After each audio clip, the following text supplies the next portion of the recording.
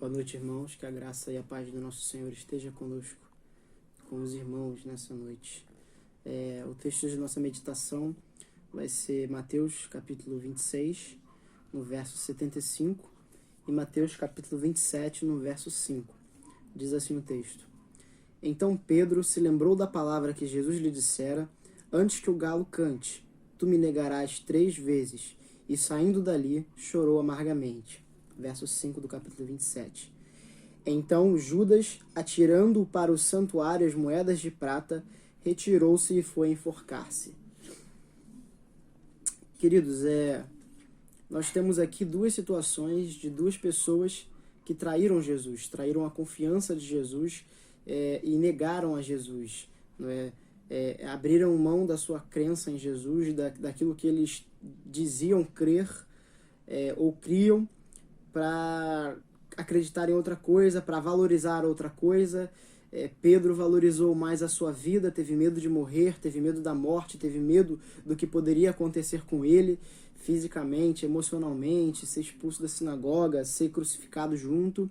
E Judas teve mais amor por aquilo que ele podia ganhar através de Cristo. Talvez, uma hipótese, né, conjecturando, que a Bíblia não nos diz isso, mas talvez Judas tenha esperado o Messias, aquele cara vingador, aquele cara rei, guerreiro, que ia libertar ele do povo romano, porque Judas era um zelote, né? Judas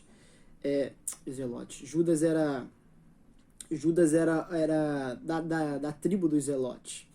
Então, talvez por causa disso, ele possa ter pensado que Jesus deveria ter sido um rei que viesse para vencer através da força do braço, da guerra, da espada, enfim. E colocou também a sua expectativa numa recompensa terrena, numa expectativa, numa recompensa em dinheiro. Ele não só se sentia frustrado, talvez, como também ele queria ganhar alguma coisa com isso. A Bíblia vai trazer para nós que desde o princípio Judas tirava dinheiro da bolsa. Então não é novidade que Judas tenha se aventurado a oferecer a identificação de quem era Jesus e de onde ele estaria na madrugada para que o Sinédrio fosse atrás dele. Não é novidade que Judas tivesse feito isso por um punhado de moedas de prata, porque Judas, a Bíblia vai dizer que Judas já roubava da bolsa. Ele era o tesoureiro daquele grupo, e a Bíblia diz claramente nos evangelhos e cita para nós que Judas ele roubava desde então. Então, aqui nós temos 2 homens que traíram Jesus, que pecaram contra o Senhor. Independente do ato em si, eles pecaram contra Jesus, eles pecaram contra Deus, eles pecaram contra a Trindade. Eles quebraram a lei, o mandamento de Deus. Eles quebraram a confiança do próprio Deus que se fez carne. Mas o texto que nós lemos aqui no capítulo 26, no verso 75, diz que Pedro, ele se lembra da palavra que Jesus tinha alertado ele, de que ele iria negar Jesus 3 vezes. E quando ele lembra disso, ele já tinha negado Jesus pela 3ª vez, ele ouve o galo cantar e cumpre-se a profecia que Jesus havia feito de que ele negaria ao Senhor 3 vezes, e como no estalo, essa palavra vem no coração dele, vem na mente dele, na memória dele, e ele então, diz o texto, que ele sai daquele lugar, ele foge, porque ele estava até então negando Jesus, então ele não permaneceu naquele lugar, ele disse: não conheço esse homem, pela 3ª vez, e fugiu dali, para que ninguém mais perguntasse, nem mais ficasse esbofeteando, ou atrás dele, ou perturbando ele, enfim, para que ele para que ele confessasse quem ele era, que era Pedro, discípulo de Jesus. E o texto diz que ele sai dali, e chora amargamente. É isso que o texto nos diz na revista atualizada, na versão revista atualizada da João Ferreira de Almeida. Diferentemente, o texto vai dizer, alguns versos depois, no capítulo diferente, que Judas, quando percebe aquilo que havia feito contra Jesus, quando vê Jesus tomando a sua cruz, e quando se percebe aquela situação, ele tem um sentimento de remorso, um sentimento até mesmo na palavra a gente pode dizer que Judas ele teve um arrependimento. E nesse arrependimento que Judas teve, ele vai até os anciãos, diz o texto anterior, e chega para os anciãos e chega para os líderes do Sinédrio e diz: olha, eu entreguei sangue inocente e eu pequei, toma de volta essa moeda. E o Sinédrio, os anciãos respondem para ele que Se você acha que você traiu sangue inocente, isso não é problema nosso. Esse dinheiro é teu, esse dinheiro é de sangue, pega o dinheiro e faz o que você quiser com ele. Quando ele recebe essa resposta, Judas pega as moedas, lança as moedas de prata e lança as moedas de prata para o santuário e se retira para se matar. São 2 casos de uma traição, são 2 casos de uma negação de Jesus. Os 2 pecaram contra o Senhor. Alguns podem dizer que há um pecadinho, que há um pecadão, e isso não é o que eu quero trazer aqui, não é o que o texto quer trazer pra gente. Mas os 2 pecaram contra o Senhor.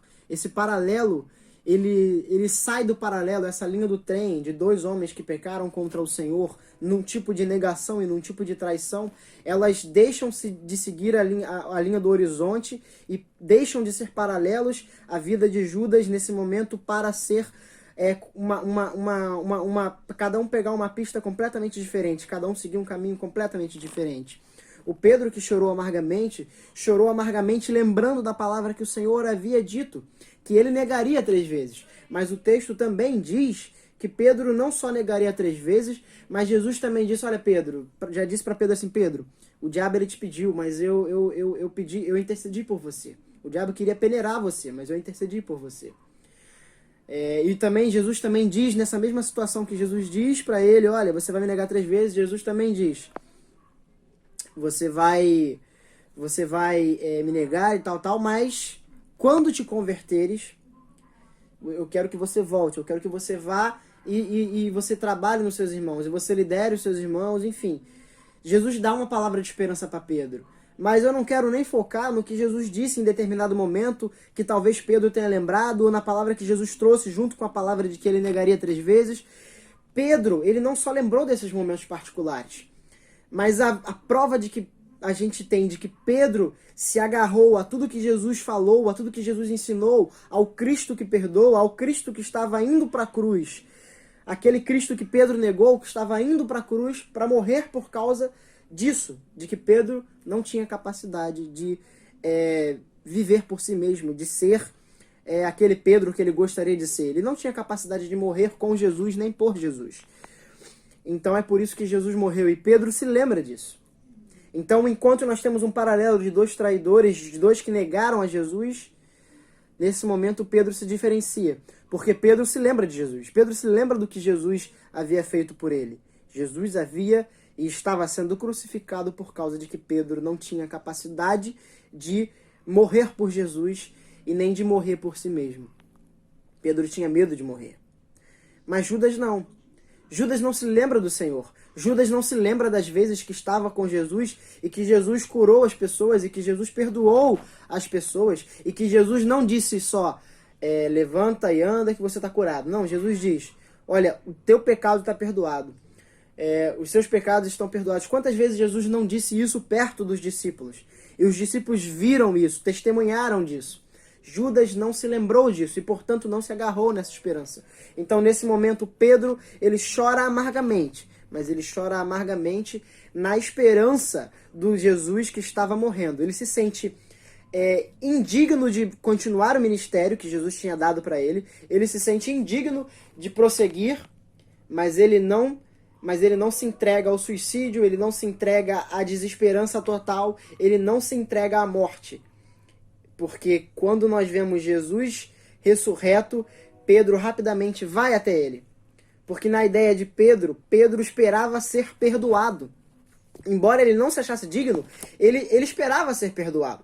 Porque o primeiro que salta do barco é Pedro. Quando Jesus está ressurreto, Jesus intercepta em determinado momento os discípulos que estavam no barco pescando e diz, varões, tendes alguma coisa para comer e tal. Joga a vara para o outro lado. Eles pescam os peixes. E aí João sussurra no ouvido de Pedro, Pedro, esse daí é o Senhor. Esse que está na praia pedindo para a gente jogar a rede para o outro lado é o Senhor. Então Pedro pula na praia, Pedro pula na água e sai nadando e chega diante de Jesus, mas se os irmãos forem ver o texto vão perceber que nesse episódio Pedro fica mudo, Pedro não fala nada. Todo mundo chega junto, eles comem junto, Pedro está mudo. Porque aquele Pedro era o Pedro que estava esperando. Ele se sentia indigno. Ele não tinha capacidade de pedir perdão. Mas ele sabia que aquele ali era o Filho de Deus que havia morrido por ele, que foi morto por ele. Então Pedro confia e tem esperança no Jesus que perdoou todos os tipos de pecado enquanto ele estava do lado de Pedro, enquanto ele estava com os discípulos. Pedro sabia que Jesus podia perdoar o seu pecado, não obstante a acusação, a depressão, talvez o medo, enfim, o sentimento de ser indigno tivesse tomado posse de Pedro. O Espírito Santo de Deus, ou melhor dizendo, a palavra que Jesus havia plantado estava no coração de Pedro, estava na mente de Pedro, de forma que ele não se suicidou. Mas Judas, pegando outro caminho, indo para um lado diferente, Judas não teve nenhum tipo de esperança. E quando nós não temos em quem esperar, quando nós não temos esperança, quando nós não aceitamos que Jesus pode nos perdoar, quando nós, na verdade, a graça é oferecida por meio de Jesus, e quando nós olhamos para a graça que é oferecida e dizemos assim, eu sou muito indigno, eu não mereço essa graça, eu não mereço ser perdoado, olha, não dá, eu vou continuar na minha vida medíocre, eu vou continuar pecando e fazendo aquilo que eu sei que é errado, porque alguma coisa me diz que isso é errado, mas eu vou continuar fazendo isso. Eu vou me entregar aos meus vícios, eu vou me entregar à minha depressão, eu vou me entregar a tudo de ruim que eu tenho. Porque essa graça, esse Jesus, ele é precioso demais, ele é bom demais pra mim, ele é perfeito demais pra mim, eu não mereço.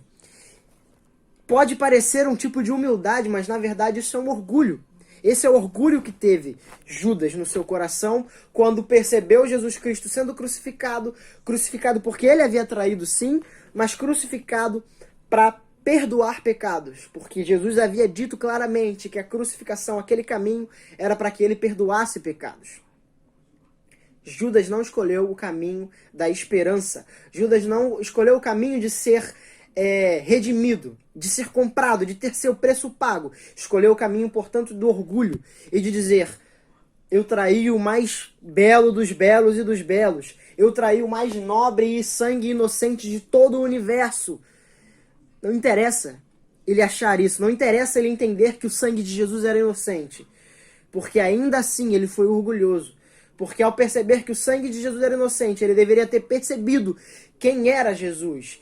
O Jesus perdoador, a esperança que estava em Jesus para o pecado dele. Mas ele não escolheu assim. Ele escolheu acreditar em si mesmo, ele escolheu a falsa humildade, ele escolheu, portanto, o orgulho de dizer que Jesus era bom demais para ele, de dizer que o sangue de Jesus não era suficiente para ele, porque é um sangue muito bom para mim, é uma morte muito boa para mim, eu não mereço isso, portanto, ele se entrega então ao desespero.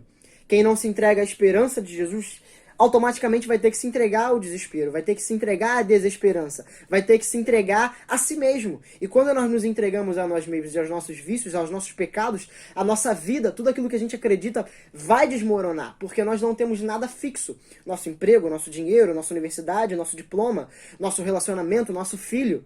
Nossa vida, nós podemos morrer, nós podemos contrair doenças, nossos filhos morrem, nossos pais morrem, nós morremos, nosso emprego acaba, nosso dinheiro ele some, nosso carro bate, as coisas desaparecem. A única esperança que nós temos é algo que não pode ser tomado de nós. E a salvação é oferecida para ser algo que jamais poderá ser tomado de nós. Não por ser dado a nós, mas por aquele de quem é dado a salvação. Então, quando nós temos a salvação, nós temos o bem que não pode ser tomado, o bem que não pode ser mexido, que não pode ser alterado, que a traça, que o ladrão não rouba, que a traça não corrói, que nós mesmos não podemos prejudicar, porque ela foi oferecida pelo Eterno e ela há de se manter eterna. Ela foi oferecida pelo aquele que é fiel, então ela jamais vai ser desmentida, ela jamais vai ser desmerecida ou desoferecida, porque ela foi oferecida por aquele que não pode mentir.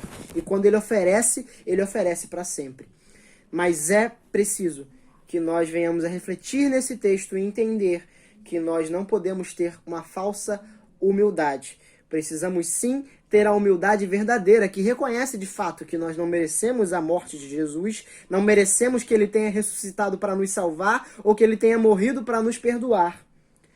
Não merecemos. Nós de fato não merecemos. Todos os nossos pecados, tudo que nós fazemos e talvez ainda temos muito por fazer contra o Senhor, contra o nosso próximo, tudo isso é merecivelmente punível com a morte e com o maior e possível que exista dor. A eternidade no inferno é pouco para nós. Realmente, nós estamos certos.